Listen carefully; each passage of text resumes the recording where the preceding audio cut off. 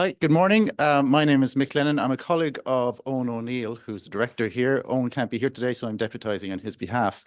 I'm from the School of Architecture, Planning and Environmental Policy, which is way away. It's in Richview, which is about 20 minutes walk away. We do invite you to come over and see our little quad and talk to us if you'd like. We'd like the company. And I'm here today to introduce a colleague of mine, which is Dr. Linda Fox-Rogers. Linda is an Ad Astra Fellow. She's a lecturer in regional and urban planning. Prior to joining us, she was in Queen's University Belfast for 6 years. Is that correct? That's right, yeah. As a lecturer in planning and environment. We were lucky to get her back, quite keen to get her back. And she's now, for her sins, the director of our flagship Masters in Regional Urban Planning. So I don't want to take up any of your time, so I'll just pass it over to you. Thanks very much, Mick, for the introduction. And thanks everybody for having me over here this morning. As Mick said, it's a nice change to get out of Richview and come up to the main campus. Sometimes we need an excuse to trek up over here. This morning, I just want to kind of give a brief overview of my research interests. I'm a relatively new member of the Earth Institute, so I know some faces in the audience, but I probably haven't met many of you. So I'm keen to just, this isn't working, I don't think. Will I just use the, I might just use I'll just use the button instead.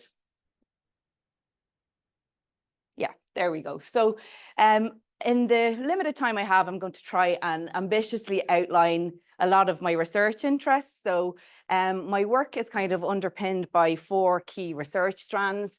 So I'm going to give you a snippet into each of those today, and hopefully something might spark your interest, or it might be today or it could be down the line, but something might chime with some of the work that you're doing here in the Earth Institute. So my research interests kind of span 4 key areas: power dynamics and planning, and the neoliberalisation of the planning system.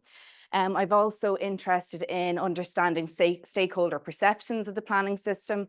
And at the moment, I'm currently doing an EPA project that's focusing on environmental risk awareness and behaviours. So I'm going to kind of give you a flavour of all of these this morning. I suppose, like many researchers here in the Earth Institute, a lot of my research is driven by concerns about key societal challenges that we face.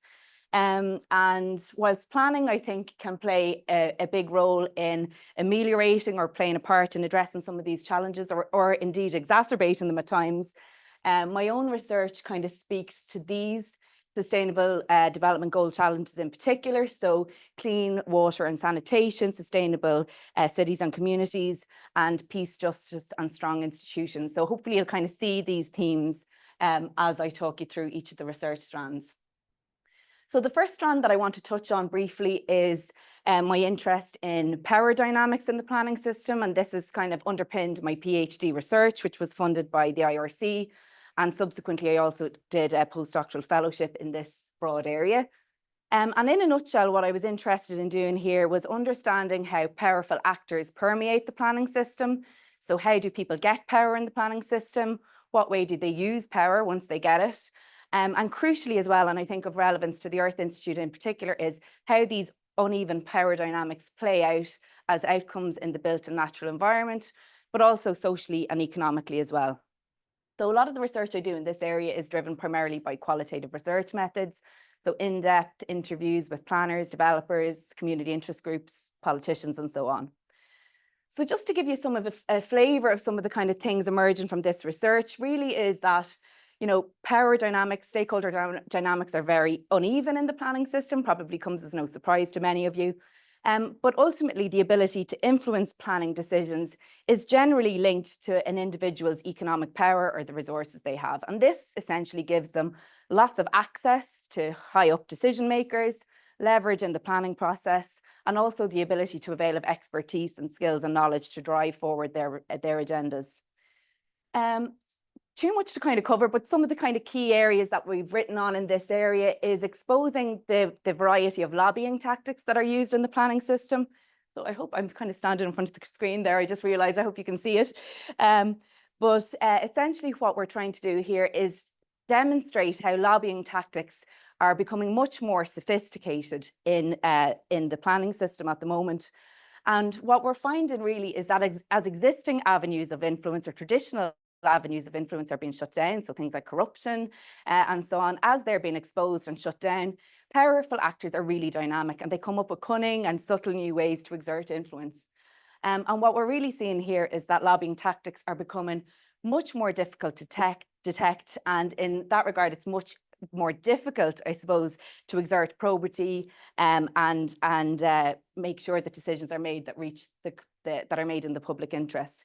So some examples of this is looking at how planning gain agreements, which are traditionally sort of used as a progressive mechanism to try to redistribute planning gain to communities, how they're actually being co-opted to elicit political support in the planning system and community support, but essentially giving communities crumbs off the table rather than any significant sort of redistribution of wealth. And also, we've traced the emergence of what we're calling a shadow planning system, which is exclusively accessible to powerful development interests. So there's some of the kind of outputs associated with that if you would like to follow up with them at a later date. And crucially, I suppose, of relevance to the Institute here is that these uneven power dynamics ultimately result in uneven outcomes or unsustainable outcomes in the built environment. So because people are able to exert influence in uneven ways, we see this manifested in the outcomes that we see in the built and natural environment. So many of these key challenges that a lot of researchers are interested in tackling, like urban sprawl, car dependency, flood risk, environmental protection, the list goes on. A lot of these issues I kind of look at from a governance perspective and look at them and try to understand them as manifestations of uneven power dynamics. So in that regard, I kind of argue, or try to argue at least, that we really need to have be mindful of issues of governance, power, transparency, when we're developing technical solutions. So technical solutions in and of themselves are not enough. The second strand then, and I'll get through the rest kind of relatively quickly, so bear with me, is my interest in tracing the neoliberalisation of the planning system. So this, in a nutshell, is trying to kind of trace what direction our planning system is going. So traditionally, we have an idea the planning system operates in the interest of the common good, in the public interest. But what I'm really interested in doing is tracing how planning is being reorientated towards private development interests or financial interests at the expense of the common good. So in this regard, the methods I generally use is critical policy analysis or legislative analysis through different theoretical lenses like neoliberalisation or financialisation. And some of the key issues emerging in this is that we tend to see the introduction of fast-track instruments through policy and legislative changes. And this is all designed with with kind of speeding up decision-making, providing more certainty for developers. But crucially, and the downside of all that is that it's diluting third-party rights in the planning process. So a lot of this is kind of shifting towards this emphasis on procedural formas, speed, approvals, and so on, but at the expense of democratic input in the planning system, which I think really needs to be highlighted and voiced more regularly. And just kind of following with this theme, I'm sure it comes as no surprise to you that we've got a new planning and development bill. It's in the media a lot at the moment. And myself and some colleagues in the planning school and also in Queen's University have critically analysed this new bill, again, looking at it through a slightly different lens of financialisation. And here what we're trying to do is trace how new legislative changes being introduced under the bill are essentially de-risking investment opportunities for developers and real estate financial interests. And the key ways, we won't get into all of the legislative changes because it's overwhelming even for those who are keeping an eager eye on it. But some of the key things here that we're seeing are the centralisation of policy making, so less discretion at the local level, top-down decision making, ongoing commitment to these fast-track decision-making processes, and ultimately democratisation and sustained erosion of third-party rights. And this is particularly prevalent in the area of judicial review changes that are coming down the tracks in relation to judicial reviews. And the key thing, I suppose, that I want to emphasise from this kind of avenue of research is that a lot of these changes have been directly lobbied for by the real estate financial complex.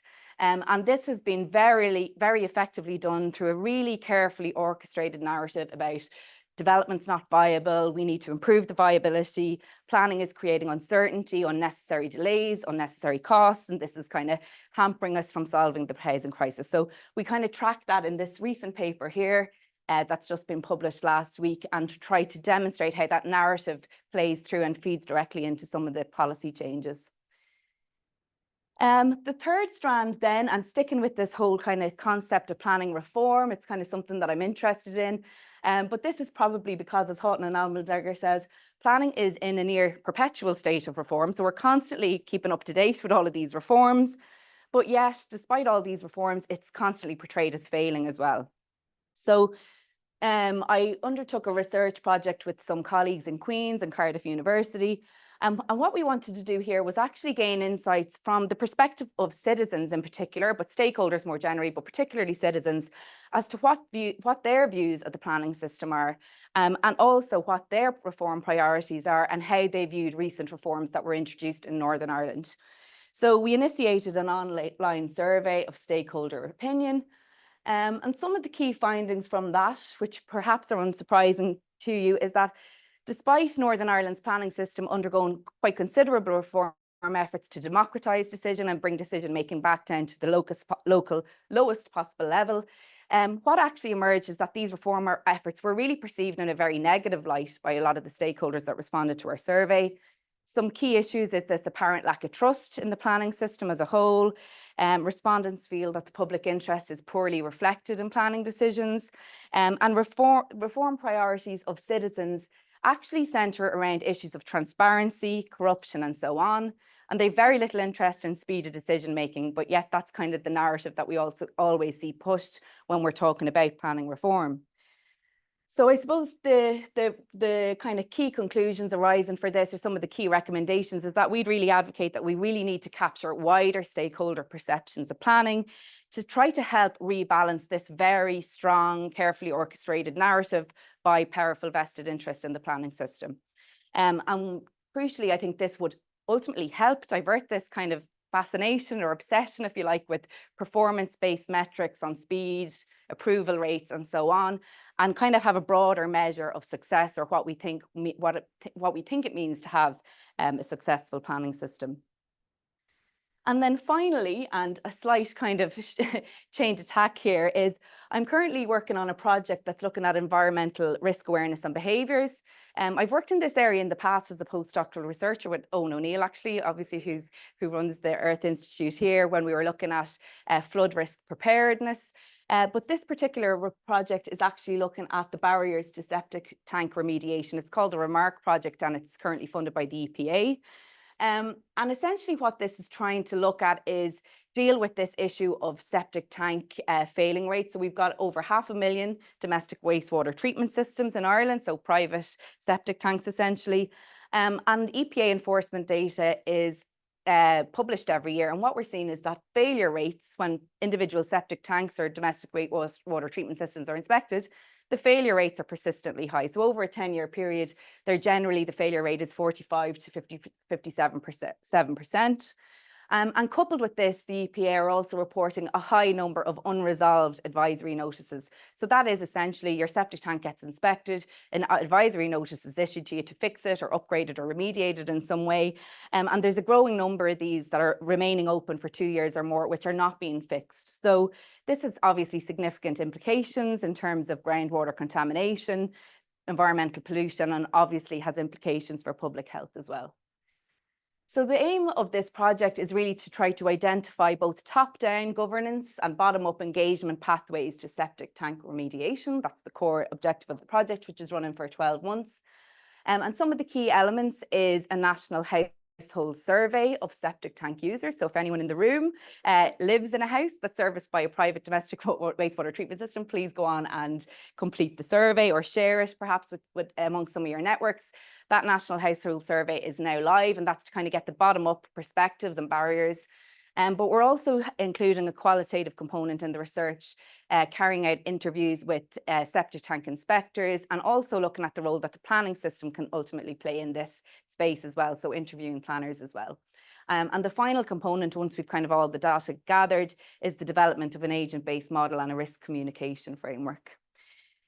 So I'll finish up there and just encourage you that if any of the stuff I've covered today sparks your interest, it might not be today, it could be down the line, or if you identify any opportunities where you think we might be able to work together on something, please do get in touch.